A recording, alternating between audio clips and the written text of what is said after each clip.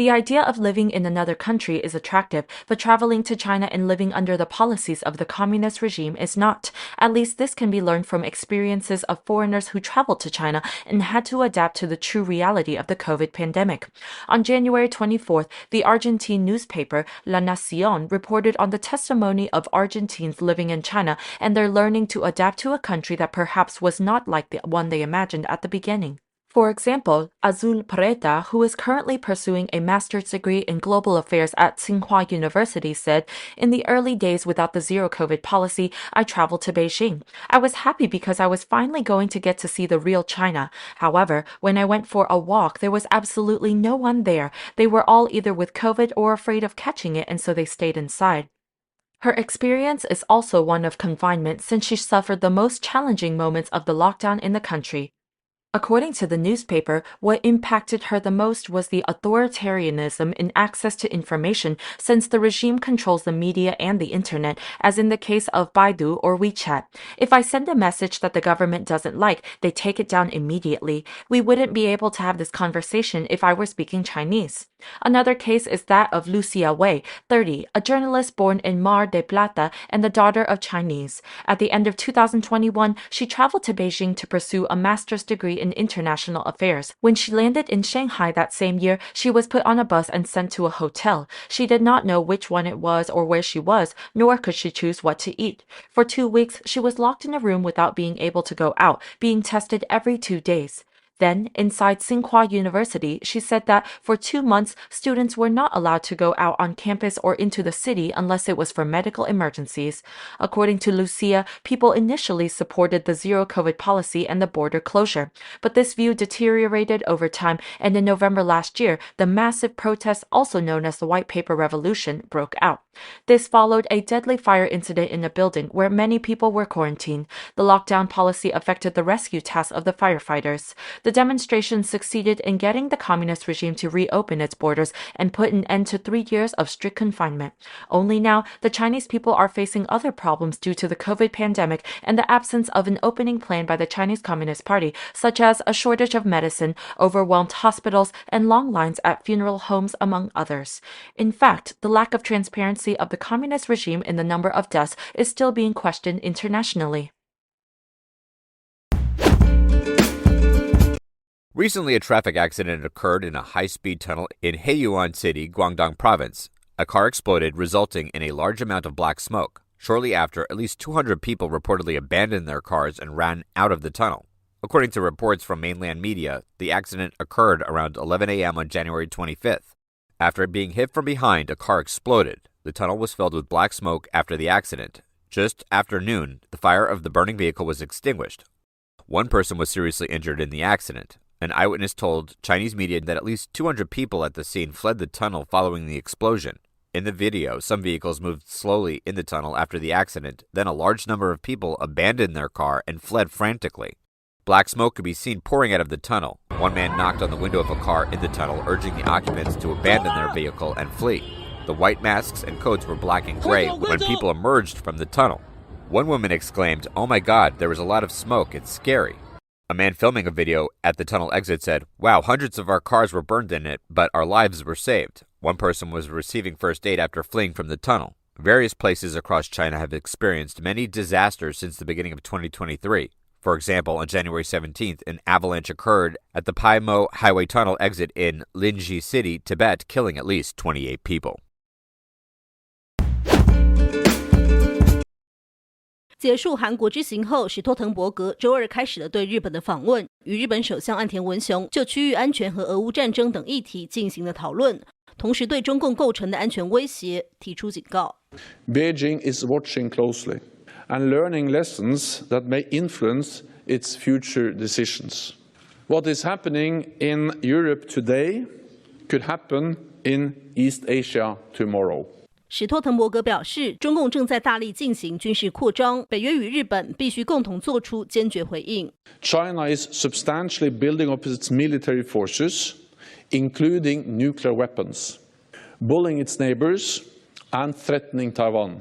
Trying to control critical infrastructure, Beijing and Moscow are leading an authoritarian pushback against the international rules-based order.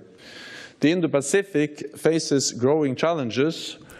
为了联合更多西方国家，共同抵制中共日益增加的地区威胁，日本正在积极与美国和欧洲盟友拉近关系。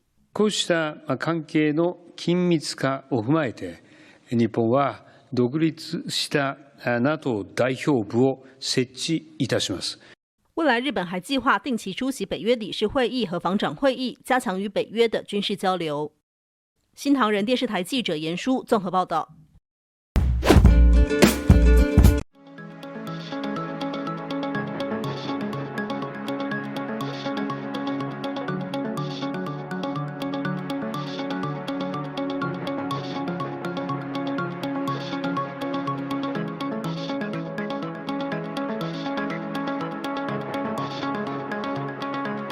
箱子里面呢，就是我们这次刚刚拯救完地球回来的上肢外骨骼。那么一共呢，我们是有9台机器人到达了拍摄现场去支援这次的拍摄。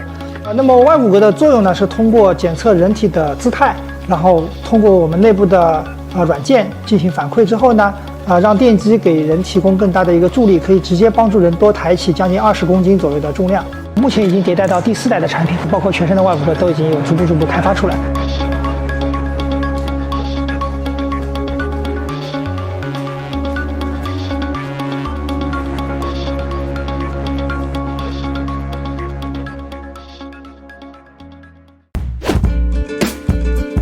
A student wrote a letter describing the rigors of life at his school. The article was posted on Twitter on January 28th. The student said the school's slogan is the first school for good students, but that it does not pay close attention to the differences of each student. It pushes them to pursue grades and the learning methods are questionable. The letter said the head of the department asked all classes to gather the 5 lowest performing students every Wednesday night for a public study. Students in this penalty class study squatting in the hallway for 45 minutes. The student said, "It's like a nightmare. Every time I squat down to study for this class, my legs feel like they're being amputated." The student complained that her school does not allow students to bring electronic devices. The letter says that because her school is the #1 school for good students, there is a lot of pressure to teach and learn. Many teachers can't stand the pressure, so they have to resign. The letter said the principal scolds the director scolds the teacher, and the teachers scold the students. The top students in the lab class are pulled by the ears, jerked by the neck, pressed to the desk, and forced to stand if they can't answer. The student said this was a big blow to their confidence. Students have 15 minutes to run to the cafeteria, wait in line, and then return to class 5 minutes later. According to Ji Wu, this post came from a student learning at Hengshui Second Middle School. The letter said, when the bell rang, the students rushed out like wild animals, and the whole hallway was filled with a terrifying noise. When someone broke his leg, the class teacher said, "Look how many classes have wheelchairs. Some have 2. Why?" The student said that students do not come to school to play but to learn to catch up with each other. The teacher said, "If you don't finish your homework, don't blame me." The student added, "Time is just enough for learning." To meet benchmarks and quantitative targets, some teachers pressured and even abused students by making them copy assignments. Students are provided with pre-feedback and test questions to compete with their peers in academic achievement. The school has cameras in all classrooms, but the old building does not have adequate heating. Abusive insults that do not distinguish right from wrong are common in the school. Last but not least, the letter states that everything is chaotic as the traditional behavior culture is no longer respected, and the only way is for students to protect themselves. Chinese President Xi Jinping has emphasized the need of accelerating the reforming of a new development pattern and enhancing the safety and proactiveness of development. The Chinese president made the remarks during the second group study session of the Political Bureau of the CPC Central Committee on Tuesday. Xi stressed the need to expand domestic demand in a coordinated way. He said China will improve and expand investment mechanism, expand the space for effective investment, push forward the deployment of advanced infrastructure projects at an appropriate pace, increase investment in high-tech industries and emerging industries with strategic importance, and continue to stimulate the vitality of private investment. He said China will continue to deepen supply-side structural reform. reform, promote scientific and institutional innovation, break through bottlenecks, overcome weaknesses, enhance the competitiveness and safety of industrial and supply chains, meet existing demand with independent, controllable, and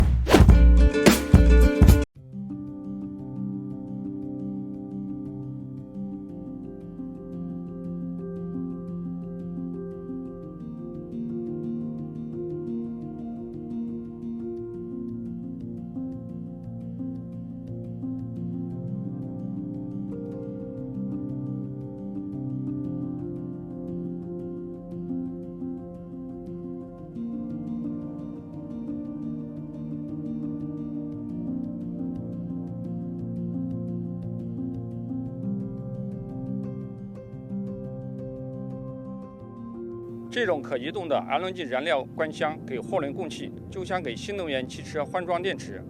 这种模式在国内尚属首次，整个过程只需要15到30分钟，较传统加注方式缩短60%到70%的时间。